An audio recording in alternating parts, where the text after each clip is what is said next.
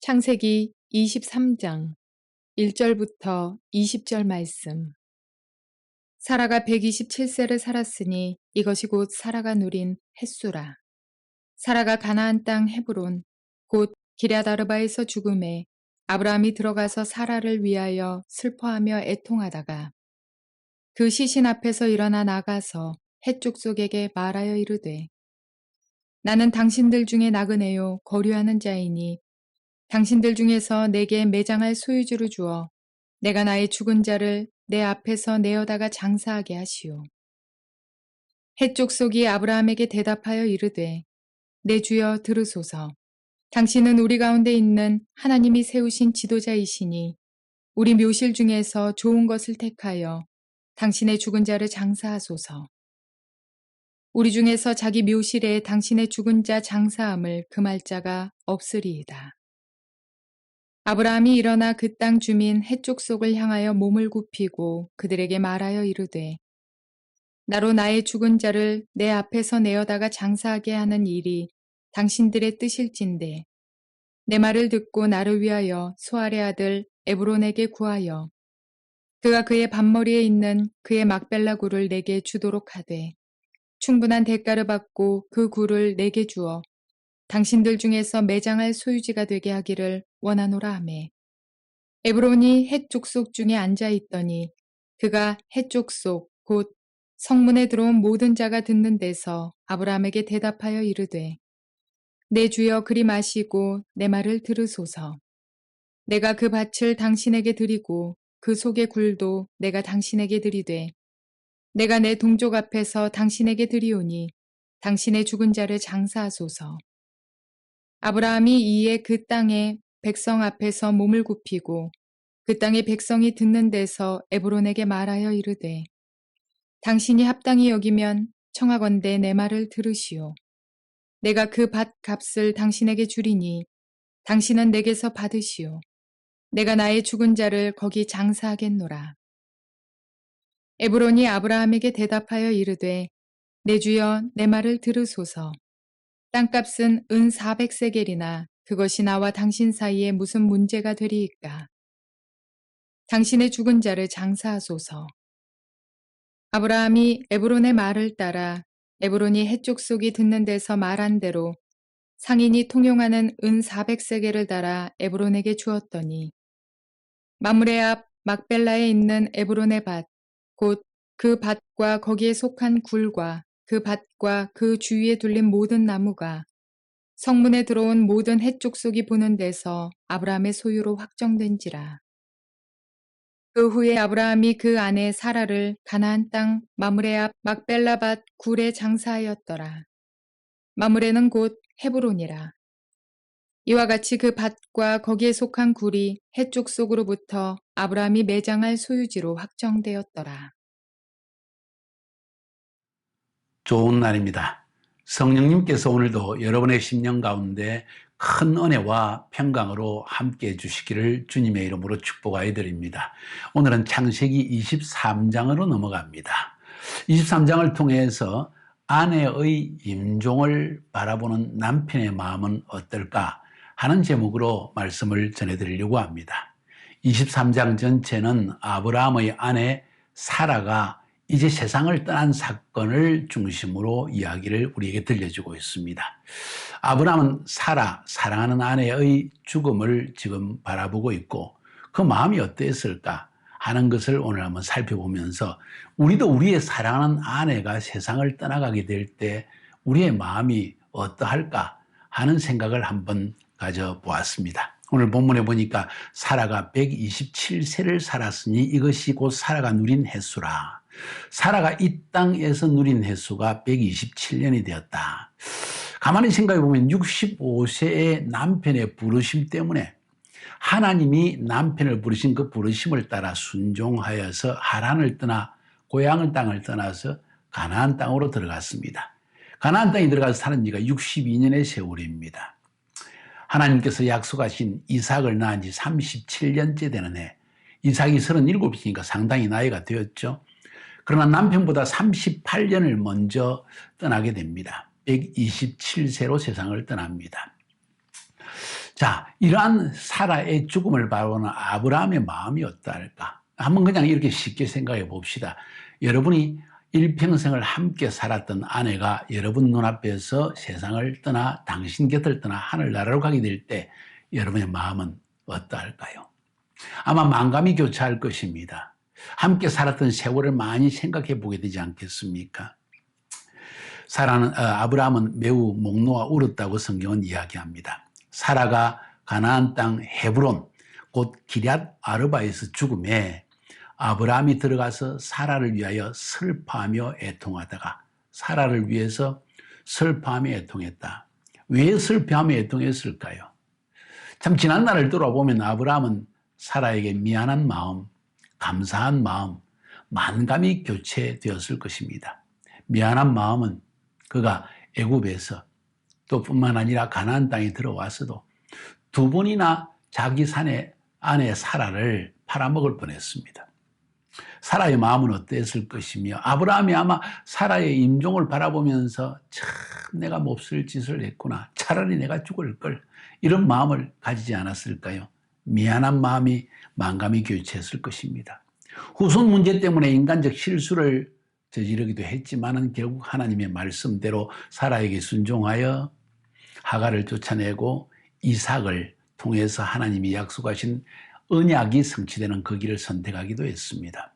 함께 사는 세월에 플러스 마이너스 부정적인 것, 긍정적인 것 너무나 많은 사건이 일어나는 것 같습니다.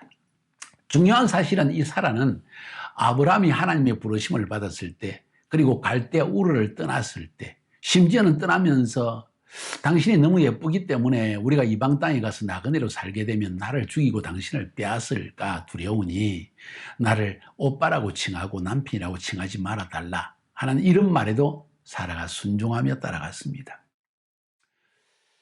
아마도 고통스럽고 힘들었을 것입니다. 여인의 마음이.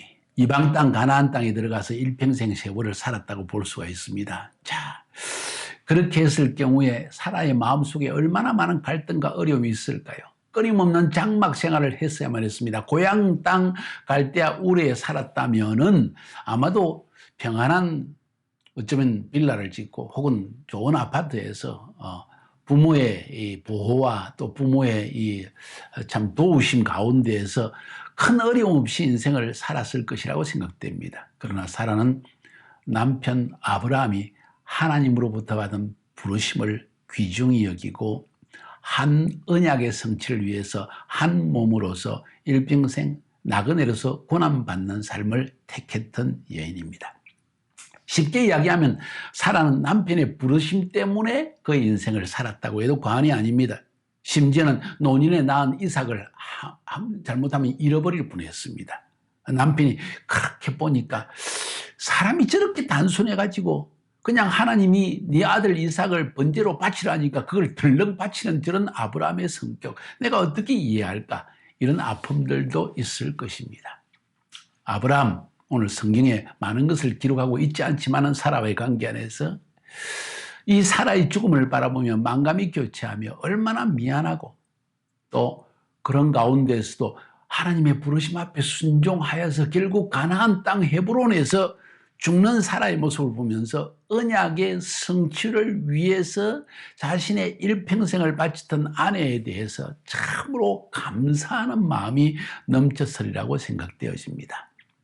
제가 이 말을 강조하는 이유는 오늘날 부부관계, 남편과 아내의 관계가 물질의 관계 혹은 어떤 인간적인 자존심의 관계 이런 것으로 기울어져서 이런 가장 귀중한 가치 하나님의 부르심 안에서 남편과 아내가 하나 되어서 한 뜻을 이루기 위해서 희생도 하고 또 기쁨도 함께 나누고 또 실수도 함께 나누는 이런 삶을 가지기보다는 싫으면 뱉어버리고 좋으면 삼켜버리는 이런 많은 부부관계 이야기를 들을 때 마음이 씁쓸하기 때문입니다. 저도 저희 아내와의 인생을 살펴봅니다. 가장 자기가 어린 시절부터 가장 익숙했고 가장 좋아했던 피아노라는 자신의 삶 전체라고 할 수 있는 어린 시절부터 24시간 피아노만 쳤고 피아노를 가르쳤고 그렇게 살아왔던 아내가 저의 하나님이 저를 부르신 그 부르심 때문에 자신의 그 모든 것을 버리고 저를 따라주고 카자흐스탄까지 가게 되어지고 뿐만 아니라 그곳에서도 자기의 피아노라는 전공과는 상관없는 주일학교를 만들어내고 워십팀을 만들어내고 물론 음악과 연관이 있긴 하지만 교회 재정을 다 바로잡는 일을 도와주고 심지어는 여성 사역자를 일으키는 이런 일들을 하는 것을 저는 옆에서 가만히 지켜보면서 만약 나의 아내가 오늘 사라와 같이 임종을 맞이한다면 저의 마음속에 엄청난 후회의 눈물과 미안한 마음과 감사하는 마음이 넘치지 않겠는가 하는 생각을 가져봅니다.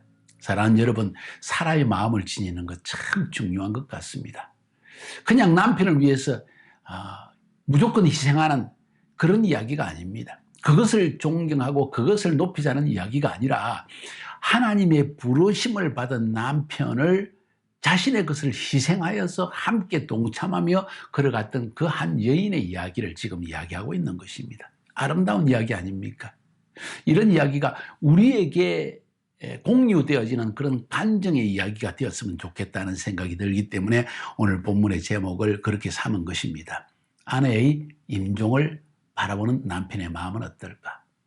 그래서 남편 아브라함은 어떻게 행동했습니까? 그는 울다가 일어나서 그가 살고 있는 헤브론 땅, 그 당시에는 해쪽 속의 땅이었다고 성경은 기록하고 있는데 해쪽 속에게 찾아가서 우리 아내가 지금 죽었으니 내 아내를 매장할 그 장소를 내가 내 눈앞에서 당신들 앞에서 매장할 수 있는 매장지를 좀 주십시오 하고 부탁을 합니다. 해족속 이야기합니다. 당신은 하나님의 사람 아닌가? 우리가 보니까 하나님이 당신과 함께하고 있는 것을 우리는 보았다. 당신은 원하는 대로 어느 땅이만 선택하면 내가 주겠다. 아브라함은 이미 자기 아내를 위해서 매장지를 보아두었습니다. 그것은 바로 에블론이라는 사람이 가지고 있는 땅에 그 밭의 끝머리에 있는 막벨라라는 굴, 그것을 매장지로 이미 마음에 두었던 것입니다. 그래서 그들에게 부탁합니다. 바로 에블론의 밭의 마지막 끝머리에 있는 그 막벨라 굴을 나에게 주면 좋겠습니다. 그래서 모든 이 해쪽 속의 지도자들을 불러 모으고 그 앞에서 이 에블론을 만나서 이 에블론에게 이 땅을 나에게 좀 파십시오. 에블론이 아브라함에 대해서 알고 있습니다. 하나님이 함께 하신다는 이야기와 좋은 평을 가진 하나님의 사람. 그래서 무슨 말씀입니까? 당신이 그냥 가지십시오. 우리에게 영광입니다. 이런 이야기를 했다는 것이죠. 아브라함은 아닙니다. 그 굴은 내가 사고 싶습니다. 그 값을 좀 칭하해 주십시오. 자, 재미있는 이야기는 15절에 내 주여 내 말을 들어소서 에블론이 이야기합니다. 땅값은 은 400세겔이나 그것이 나와 당신 사이에 무슨 문제가 되리까? 당신의 죽은 자를 장사하소서. 그 400세겔 은 그거 뭐 얼마 되겠습니까? 그러니 그냥 가져가십시오. 말은 그렇게 하지만 400세겔이라는 말을 돈을 언급했다는 것은 400세겔입니다 하는 이야기입니다. 아브라함은 참으로 정확한 사람이고 참으로 사람의 마음을 간파하는 사람인 것 같습니다. 이 에블론이 400세겔이라는 이야기를 하자마자 아브라함은 그것을 제가 드리겠습니다 하고 냉큼 삽니다. 돈이 아까운 사람은 그래요? 감사합니다. 받아가겠죠. 그러나 그것은 어찌 보면 감사한 일이기도 하지만은 사람의 마음은 자기의 재산이 감하여졌을 때 마음에 아까운 마음이 들게 마련이에요. 인생이 또 흐르면서 어떤 일이 일어날지 모릅니다. 다시 빼앗길 수도 있는 일 아닙니까? 아브라함은 지혜로운 사람이었습니다. 사랑하는 여러분, 하나님의 사람들도 돈의 문제에 있어서는 정확한 것이 좋습니다. 정확하게 했을 때 나중에 문제가 일어나지 않기 때문입니다. 사람이 너무 똑부러져서 정말 차갑게 계산적이다 이런 이야기가 아니라 사람의 마음을 간파한다면 돈이 아깝지 않은 사람이 있으며 자기 땅이 토지가 아깝지 않은 사람이 누가 있겠습니까? 이런 이야기죠. 아브라함은 지혜로워서 400세겔을 주고 모든 사람이 보는 정인 앞에서 그 땅을 구입합니다. 자, 그 다음에 중요한 이야기는 20절에 나옵니다. 이와 같이 그 밭과 거기에 속한 굴이 해쪽 속으로부터 아브라함이 매장할 소유지로 확정되었더라. 확정짓는 일. 나중에 아무런 분쟁이, 법적 분쟁이 일어나도 문제가 없도록 하자는 것이죠. 아브라함이 잘못했습니까? 아닙니다. 너무나 지혜로운 일입니다. 우리 크리스찬 이렇게 지혜롭게 살아야 할 것입니다. 여기서 한 가지 마지막으로 언급하고 싶은 것, 사라와의 관계에서 언급하고 싶은 것. 아브라함은 이 막벨라 굴을 아브라함의 매장지로 선택합니다. 이 말은 아브라함은 사라를 물을 뿐만 아니라 그가 죽었을 때 그와 함께 묻히기를 원하는 그 장소를 지금 찾고 있었던 것입니다. 그것이 바로 오늘날 헤불론에 있는 막벨라 굴. 지금도 이스라엘의 헤불론에 가면은 아브라함과 사라의 무덤이 있다는 사실을 여러분 알고 계십니까? 수천 년이 지난 뒤에도 아니 영원히 아브라함은 사라와 함께 한 몸으로서 하나님 앞에서 인정받게 되기를 원하는 것입니다. 성경적으로 말한다면 생명의 유업을 받을 자로 알고 아내를 귀히 여기는 아브라함의 마음입니다. 생명의 유업을 함께 받는다. 이 말은 영원한 생명을 함께 누릴 자로서 인정하는 아브라함의 태도라는 것입니다. 이것이 죽은 사라에 대한 아브라함의 마음이었던 것입니다. 사랑하는 여러분, 이 땅에 살면서 우리가 부부로서 인생을 사는 것 단순히 이 땅에 살면서 80년, 90년, 100년 그냥 함께 살다가 헤어지는 관계가 아니라 하나님께서 영원한 언약으로 묶어두신 한 몸이라는 사실과 영원한 하나님 나라에서 함께 유업을 받을 자라는 이 인식 얼마나 기초한지 모릅니다. 그런 눈으로 아내를 바라보며 그런 눈으로 남편을 한번 바라보십시오. 인생이 서로 새로워질 것이고 아직 아내나 남편이 죽기 전에 이러한 분명한 인식, 우리가 하나님 안에서 한 몸이요 영원한 유업을 함께 받을 자라는 이 인식은 우리가 이 땅에 남은 세월을 살아가면서도 행복할 수 있고 만족할 수 있고 고난의 세월도 이겨낼 수 있고 함께 희생할 수 있고 함께 즐거워할 수 있는 아름다운 모습이라고 저는 생각합니다. 이런 모습이 오늘날 우리 사회 가운데, 이런 기독교의 정신이 오늘날 우리 심령 가운데 뿌리 내려지기를 원합니다. 우리 자녀들 세대 속에서도 부부관계가 이런 것이라는 것을 명확하게 보여줄 수 있으면 얼마나 좋을까 하는 생각을 가지게 됩니다. 아내를 보내는 아브라함의 마음, 아내의 임종을 지켜보는 아브라함의 마음, 우리의 마음, 동일한 마음이 될 수 있기를 주님의 이름으로 축복하여 드립니다. 승리합시다.